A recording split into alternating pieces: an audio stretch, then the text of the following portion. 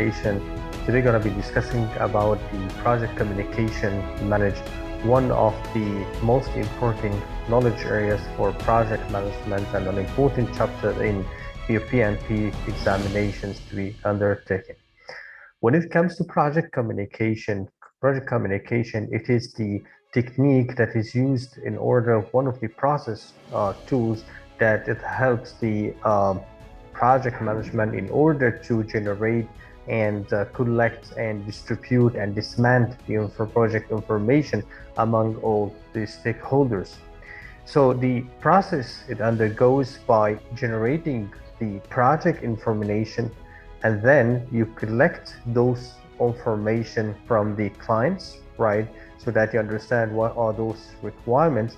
And then after you analyze them, you distribute them upon the team so they can start working on them. It's very important that that information to be set in a data repository. You should be collecting it somewhere to reserve it. So we have to store that information. And then when you need that information for any time, then you need to retrieve that project information. So those are the 5 processes that requires for communication out of your 49 processes in your PMP 6 editions. Now remember, always in the exam, you'll be asking the PMP exam, the most important tool is the communication tool, and the project management spends 90% of his work in communicating with the team, communicating with his subordinates, communicating with his peers, communicating with the stakeholders of the project, the clients, everyone who's involved in the projects, and his interests are being positively or negatively being affected. So when we look onto project communication management, right, and you should be able to know that, as we stated, we in the initiation will identify whom are the stakeholders, right, and we put them in what we call a stakeholder register, right. So that happens into the initiation process group. We identify whom are the stakeholders. Then we should be able, right, to build a planned communication, and that occurs into the planning.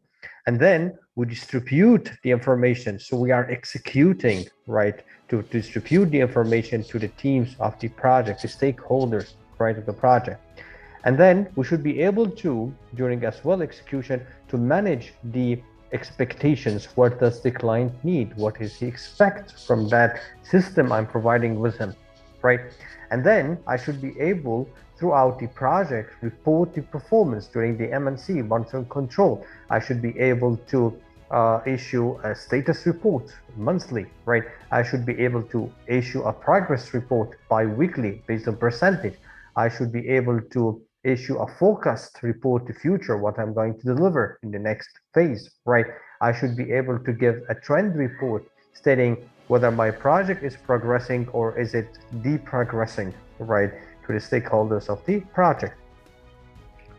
So what are stakeholders? What are stakeholders? Stakeholders, remember, it's any person whom interests they are being positively or negatively being affected throughout the project information. That could be the project sponsor, could be the project management, could be the client, could be the project teams, and the operation director. Anyone who's working on the project and his requirements are being jeopardized, right? So it's known as a stakeholder, okay? And the other thing is that you need to know that stakeholders, they could be from internal team as well, they could be of external teams. Remember, 4 types of communication you need to know. The 4 ways of communication, right? You might have face-to-face communication when you collect the requirements, okay? You might as well have meetings, right? Could be another way. The third thing is that you have email, fax, and phone. And the fourth thing is your iPod or phone that you're communicating throughout it. So remember, those are the 4 instruments or tools we use during the communication. Right. The other thing we need to know is that communication as a concept, as we said, that it is the knowledge area that employs the process required to ensure a timely and proper generation. You should be able to generate that information. You should be able to collect from the stakeholders, external stakeholders, so you know what are the requirements, what do they need, what's their expectations, right? You should be able to distribute that information to the concerned resources who are going to work.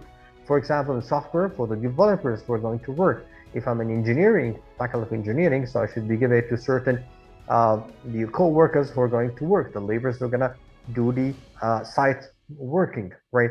I should be able to store that information, so whenever I need it, I'm able to retrieve it back. As well, how I'm going to have a disposition of information, how the information I'm going to pass it, how I'm going to explain it, so how I'm going to interpret it, right, to the to the receiver. So I'm the sender, the receiver should be able to understand what I'm telling him all about, right? So if you're planning for the take the PMP, so you need to join Soft Right Academy. Soft Academy, we do provide with face-to-face communications and training and examinations. As well, we have online distributing for all candidates whom they are would like to have it online face-to-face, right? And the beauty of Soft Academy is that we are always with you till you enter the exam and you satisfy with it, right?